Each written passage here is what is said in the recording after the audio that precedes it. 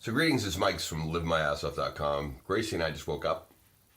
We are here in the Boston area. You can see all the pine trees, very New England looking, I suppose, right? Anyway, we're up early. We're going to go catch a ferry, basically. And we're going to go over to one of the Boston Harbor islands called Grape Island, where I spent a lot of my summers as a kid. And we're going to go camping over there. So the coffee's almost ready. We're getting some rice and some chicken. Not shocking. So that'll be cool. And I'm excited to take you along with us and enjoy this. So the Boston Harbor Islands are a magical place. And if you know anything about Boston whalers, then you know that this is a great time. It's a great time to be a kid if you have a Boston whaler and you're on the Boston Harbor Islands. So anyway, Steve, if you're watching this, man, this video will probably be dedicated to you because you and I had a lot of fun in the Boston Harbor Islands. So hopefully you all get enjoyment out of this, and Steve, hope you get a chance to see this. So hope you live in the dream, because if you're not living the dream, you're not up this early, and you are not going to the Boston Harbor Islands. Talk to you soon, ciao. So bright and sunny, man. Ooh. So we're all packed up, we're ready to go. I know I don't have the brightness on yet, but Dad and Mom are going to drive us down to the boat dock, and then we will be off. I'll see if I can find the article that was in our local paper, the Patriot Ledger, where they basically took a picture of our neighborhood from right here, which is my driveway, talking about how this was quintessential cute America or something like that. But yeah, it is a pretty awesome place, and was a great place to grow up, and it's a great place to come back to in the summer. All right, so we will talk to you from the boat. Ciao. So greetings, we're now at the Hingham terminal. We're going to be taking the boat that you actually can't see, but I'll show you in a few minutes down there, over to Grape Island. It's one of the many boats that are available here. Usually over in that area is where the commuter boat is, and what we took from the airport to get here. And I did that, I think, last year, and probably did a few shots of it or whatever. But this is a great place to keep your boat. They have a lot of great slips, and it's super convenient. And then there's everyone who works for the park system here, which I think Trustees of Reservations. I think that sounds right. But anyway, so those are the folks that are probably going to the islands. I don't know if we used to refer to them as camp counselors, which is totally inaccurate, but we used to label them that. But in fact, they are island managers. That's what they call them. Okay, cool. So we'll go down here to the boat.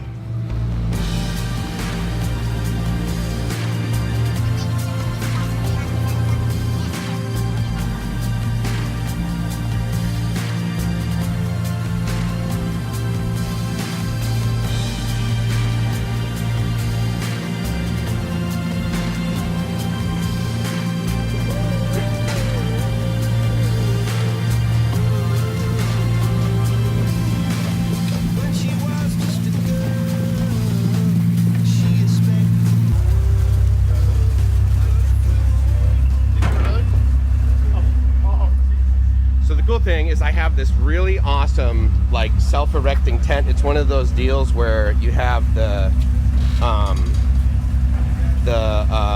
poles, basically they're fiberglass, and they bend, and I'll show you on the island when we put it up. But it's cool. We just basically got some food for the evening. We got 2 sleeping bags, not to keep us warm because it's going to be hot there, but basically for padding on the ground. And these are some of the many. These are actually 2 whale watching ships that are here. I believe part of the New England Aquarium, and then this is what we'll be taking over to the island. The Lisk, I believe she said it was. Yep, cool, awesome. So that'll be great. It's low tide, sort of, so that's why this looks so gross. But that'll all change. I believe high tide today is at noon. So that'll be cool. We'll actually get to the island and drop our stuff off. It's one of those deals where, like, check-in time I think is at like 1 o'clock and checkout time is 11 a.m. So we'll be don't worry about it. We'll be there, and early, and so what I'm hoping is that there were no people, at least in one campsite, because they sort of assign the campsite when you get there.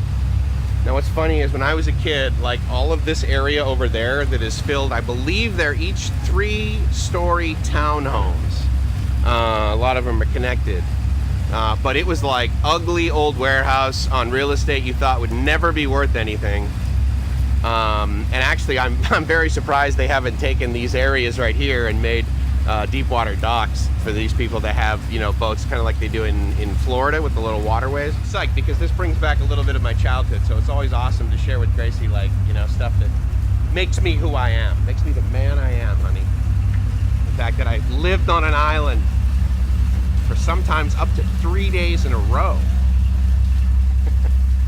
with nothing but a Boston whaler and unlimited gas. I blame my parents for my happiness. Such an amazing place to grow up, especially in the summer. Now when you're a kid and you don't know any better, you're like, oh yeah, sure, it gets cold every year and there's nothing I can do about it. No, I can get in a car or a plane and get the heck somewhere where it's warm, which is what I did when I was 20. Moved to San Diego. Never looked back. But I come back here pretty much in the summer and I love it here. I mean, the summers here are awesome. It is now, let's see, it is July, which is usually when I come back. I usually come back July, August. August is equally as hot and humid, which I like, but it also is the time when this water is quite warm. And so that was another cool part of my childhood. We used to go water skiing a lot, but usually when I come back here, if I come back in August, then I can go swimming in Nantasket Beach, which is totally cool. And so those folks right there, that's what it is. It's DCR. So what is that?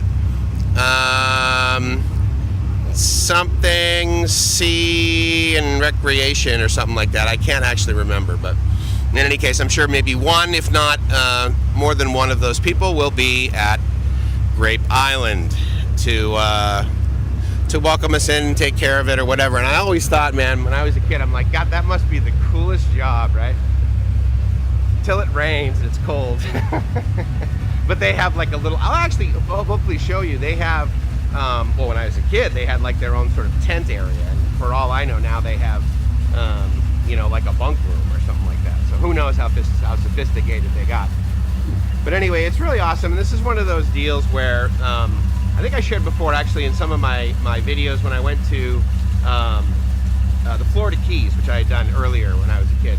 And how like the nostalgia of it in my mind, it was like the best place in the world, right? And then you get there like 20, 30 years later and you realize, oh, well, this is part of the paradise. This ain't so great, right? But the neat thing about having come back to Hingham every summer is that I really only experience the great. And so that's just been fantastic. So to Hingham, Massachusetts, and all the people that keep it amazing, and all the people that pay taxes, because I know it's not free to live here, that's for sure. Thank you so much. So anyway, we're off to live the dream, and I hope you are doing the same. Talk to you soon. Ciao. So what I just discovered talking to Will, the boat captain, or at least one of the boat hands, is that this boat that we're taking, it only operates Friday, Saturday, or Sunday.